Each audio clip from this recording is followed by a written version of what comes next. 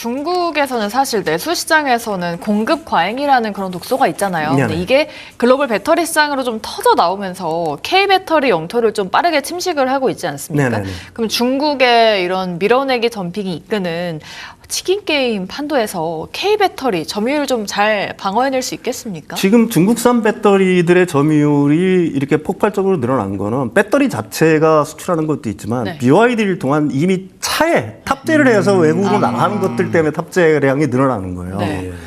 사실은 이게 지금 중요한 거는 뭐냐면은 이제 그 중국의 BYD라는 CATL 같은 경우는 좀 덜한데 전기차 같은 경우에는 지금 130여 개의 전기차 회사가 있으니까 이전 투구 현상을 벌이고 있단 말입니다. 그리고 아까도 말씀드렸듯이 중국의 내수 시장이 죽으면서 내수 시장이 엉망진창이에요. 그러니까 강제적으로 수출할 수밖에 없는 거예요. 네. 이 중국의 전기차 회사들 같은 경우에는. 그리고 사실 중국의 산업 정책이 항상 그래왔죠. 네. 일단 보조금을 투입해서 과잉 생산을 하고 과잉 생산을 해가지고 남은 건 덤핑 처리하면서 싸게 세계로 수출을 하여서 특정 산업을 갖다가 장악하는 형태. 네. 그게 뭐 태양광에서도 우리가 봐왔던 거고요. 철강에서도 봐왔던 거고. 그 똑같이 전기차에서 벌어지고 있다라고 얘기할 수가 있는 거고요. 네. 지금 이제 중국 전기차들이 나오기 시작하면서 중국 전기차에는 중국산 배터리 탑재가 돼 있지 않습니까? 그것들이 나오고 있는 거예요. 근데 앞으로 아까 제가 서두에서 말씀드렸듯이 이런 경쟁들이 어려운 건 뭐냐면은 이제는 북미는 못 들어가고요. 유럽에서는 들어가려면 이제 유럽에서 생산을 하고 한단 네. 말입니다. 그럼 유럽에서 생산하면 답이 안 나오는 거예요. 왜 그러면 홈그라운드 이점이 사라지기 네. 때문에. 그러면 이제 대안은 뭐냐? 결국 신흥국들로 가는 거거든요. 그냥 뭐 말레이시아, 인도네시아, 남미의 브라질 뭐 이런 쪽으로 이제 수출을 갖다 중동으로 수출을 집중할 수밖에 없어요. 네. 우리하고 경쟁이 되겠네요. 예, 근데 이제 우리가 주력하는 시장은 유럽, 북미 시장이고, 네. 그 다음에 뭐 인도라든지 이런 데는 사실은 들어가서 경쟁을 하고 있어요. 지금도 전기차를 만들고 있고, 현대기아차가 인도네시아에서 배터리도 만들고 있는데, 중요한 건 뭐냐면은 이제 그 신흥국들도 중국한테 마냥 당하지는 않겠다는 얘기예요. 그러니까 좋아, 니들 것 내가 받아들여서 할게. 대신 우리나라에서 만들어. 똑같이 이런 형태를 택하고 있어요. 네. 과거처럼 그냥 중국 본토에서 만들어서 우리나라한테 수출해가지고 우리 돈을 갖다가 쭉쭉쭉 빨아들이는 네, 거는 우리도 원하지 않으니까 니들도 우리한테 투자를 해서 이거 만들려고 하는 거거든요.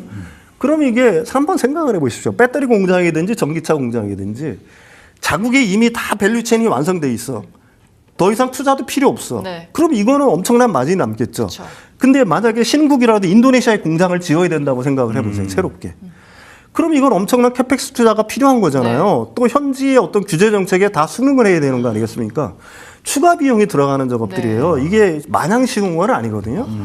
그런데 지금 그런 걸 갖다가 다 각국들이 요구를 하고 있다. 그래서 중국이 과거처럼 과거 같은 산업 정책으로 어떻게 보게 되면 싸게 덤핑 정책을 통해서 세계 시장을 장악하는 이런 흐름 자체는 앞으로 점점 힘들어질 수 있다. 이렇게 봐야 될 것 같습니다. 네, 그러니까 미국, 유럽뿐만 아니라 신흥국까지 중국이 이제 전 세계를 무대로 치킨 게임을 걸고 있다라고 볼 수 있을 것 같은데, 그러면 중국의 이런 밀어내기식 치킨 게임이 결국에 K 배터리의 수익성을 뒤흔들 위험 수위까지 좀 올라왔다라고 봐야 될까요? 일단은 미국 같은 경우에는 중국산이 그 원가 경쟁력이 없어요. 네. 워낙 관세를 높게 때리고.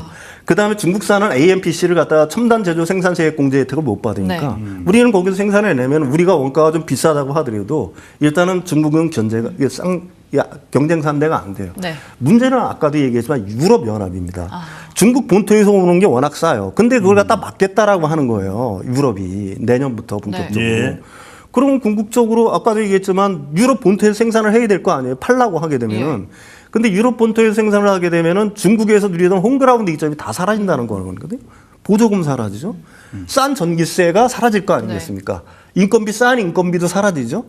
그다음에 가공비 뭐 이런 것들. 그다음에 ESG 비용 또 들어가죠. 네. 거기는 뭐 환경이라든지 이런 거에 대해서 약간 좀 뭐 문제가 되더라도 뭐 중국 정부가 용인을 해주는데 여기서 큰일 나는 거 아니겠습니까? 그게 사실 지금 CATL 배터리 공장, 헝가리 공장이 가동을 갖다가 온전히 못하는 이유가 바로 그거예요. 폐수를 갖다가 흘려보냈거든요.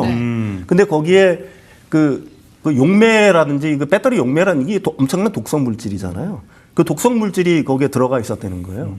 그래서 그 조사받고 하느라고 생각보다 이 뭐라고 할까요? 가동 시점이 굉장히 늦춰지고 있는 거거든요.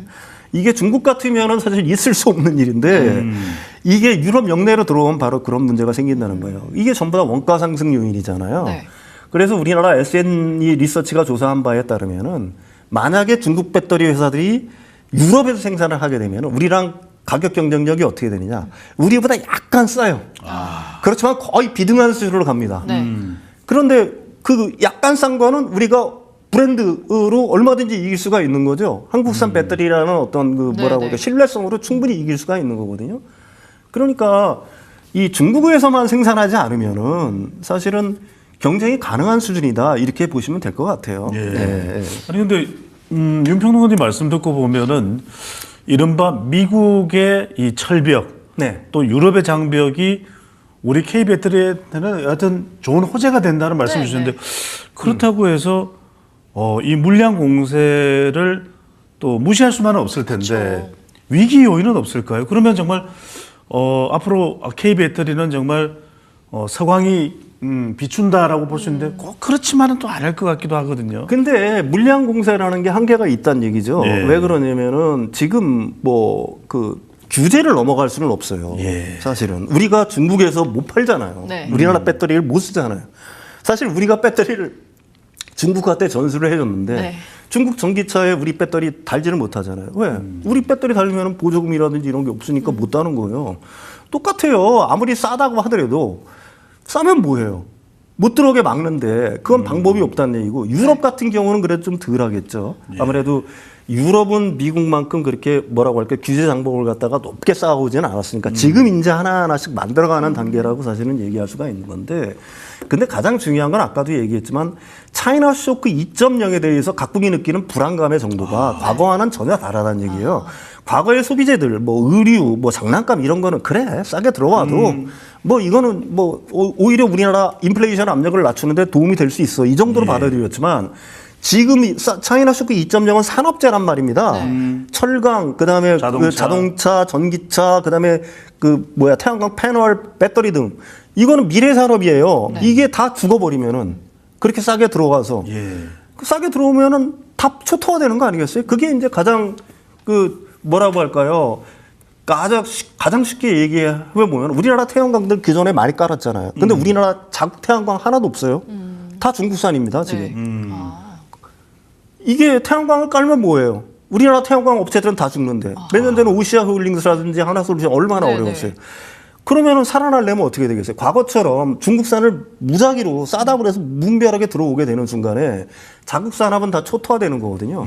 그걸 이제 각국들이 전부 다 인식을 하고 있다라고 얘기할 수가 있는 거고 특히 유럽은 자동차 산업이 만약에 중국한테 패권이 완전히 넘어가면은 산업다운 산업이 없어요. 네. 유럽에 EU가 그 지난 130년 동안 그 유럽이 그래도 큰 소리 칠 수 있었던 거는 자동차 내연기관 시장의 자동차 패권을 완전히 장악했다는 거에 예. 엄청난 의미가 있는 거지 않습니까?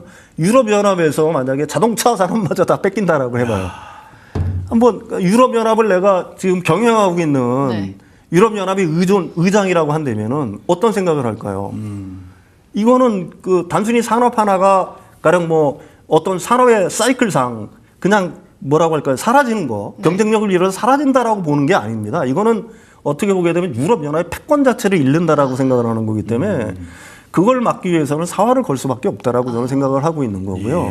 그렇게 과거처럼 물렁하게 중국산의 어떤 제품들을 갖다가 마냥 받아들이지는 않을 거다. 이렇게 보는 게 합리적인 추론일 것 같아요. 네.